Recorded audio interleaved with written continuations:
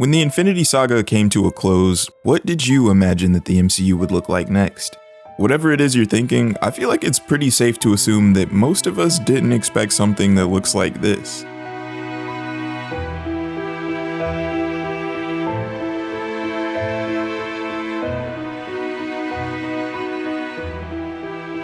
One of the biggest criticisms that I've seen of the post-Endgame MCU is that it lacks cohesion. And while there are definitely cases that can be made to either support or argue against this, I'd like to draw your attention to one of the main themes that I feel like brings this phase together quite beautifully: grief. In terms of tone, Phase 4 has been one of the darkest, but to me it's also been the most relatable. It's felt the most human, and I think that's because it gives us a deeper look into the characters' experiences with grief. Rather than things being magically repaired and in place after the losses they suffered in Avengers Infinity War and Endgame, everyone's life is a bit of a mess. They're all processing their grief and trying to find their place in a world that no longer includes someone that they loved. I think this is something that most of us can appreciate, especially considering the amount of loss that we've endured the past few years. While tragedy has its ways of uniting us, no two people grieve the same. Our experience with it is as unique to us as our fingerprints, but the way it's most popularly shown in media is through the 5 stages of grief model. Elisabeth Kubler-Ross, a Swiss-American psychiatrist, first proposed the 5 stages of grief in her 1969 book, On Death and Dying. It was first used to describe the experience of people with terminal illness, but it was later applied to loved ones as well.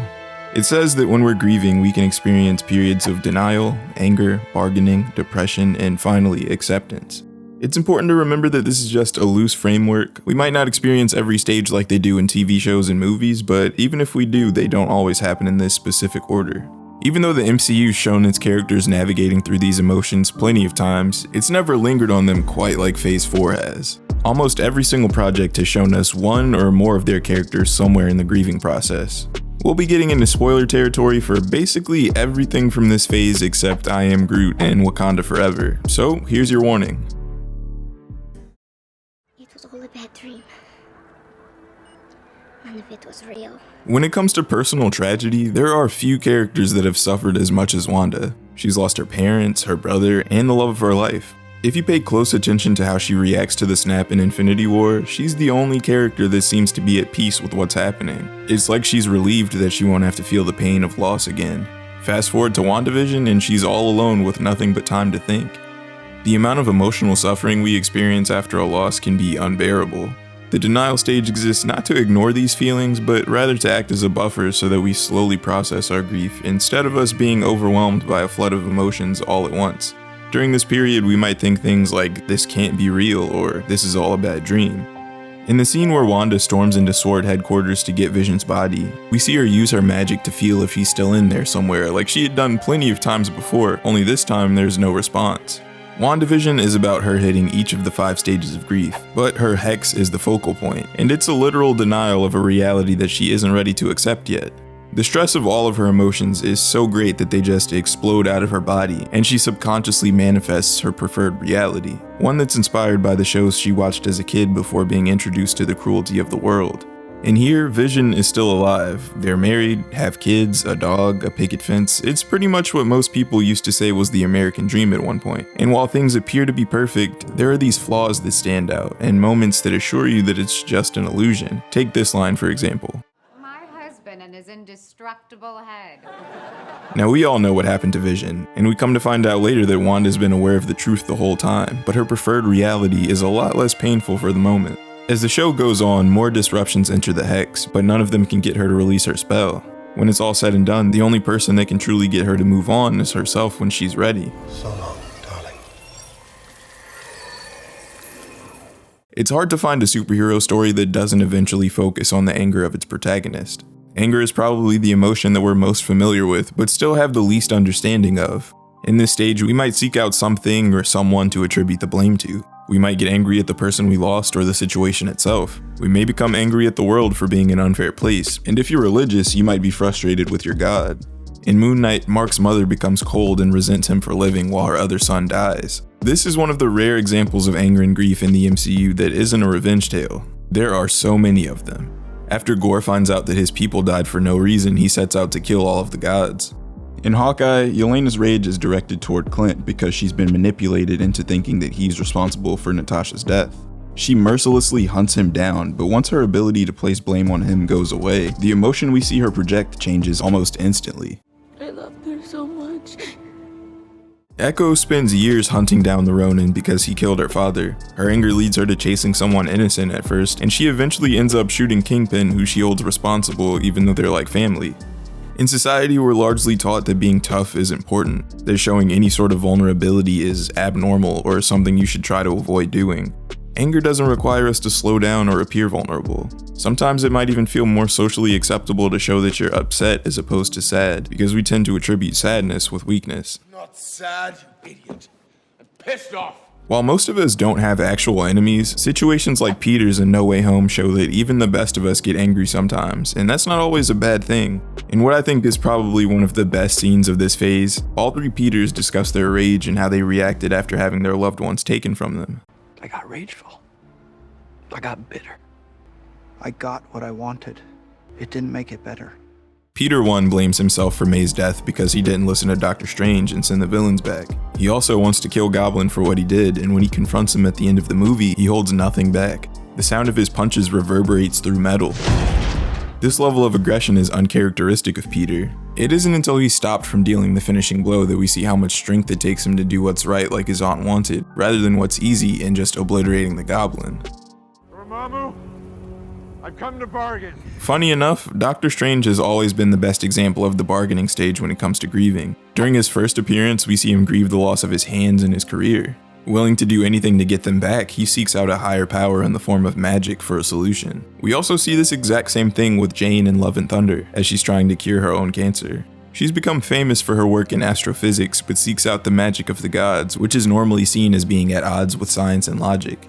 Grief can make us feel helpless, like we don't have any control over what happens in our lives. We might start thinking in what ifs and if onlys. We might try to make a deal with the universe or whatever religious figures we believe in. Bargaining gives us hope that things can return to normal when the truth is still a bit too painful. In episode 4 of What If Doctor Strange lost his heart instead of his hands, we see a variant of him trying desperately to save his Christine's life. If only he let her drive to the gala. If only they took another route instead. If only he flaked on her rather than picking her up that night, she might still be alive. When none of these things work, he becomes even more hopeless. So much so that he resorts to dark magic to get her back when corrupting himself is the cost. Even in Multiverse of Madness, we see the Doctor Strange of 616 going through something similar. He comes back from being blipped to see that Wong has taken his place as Sorcerer Supreme, and that Christine has moved on. His title and relationship are serious losses as well. At Christine's wedding, he asks her why things couldn't work out between them, and he's hurt by her response. He pretends like he's happy, but still isn't over her. Later in the film, he tells her variant that he wishes they could spend more time together. I love you in every universe. Back in Love and Thunder, we see Thor begging Jane to stop using Mjolnir so that she can have her cancer treated. He would rather risk getting killed by Gore than to have her fight one last time and die. Bargaining is so central to the movie that it even ends with the God Butcher literally wishing to eternity for his daughter's return.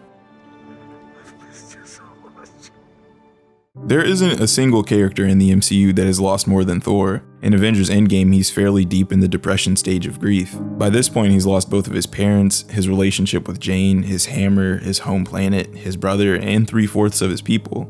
This causes him to isolate himself from the remaining Asgardians, ignore his kingly duties, and spend all day drinking and eating. I don't like to compare, but no one else has had it this serious. However, we do see a similar but lesser situation in Moon Knight with Mark, with Clint and Hawkeye, but especially with Wanda in WandaVision.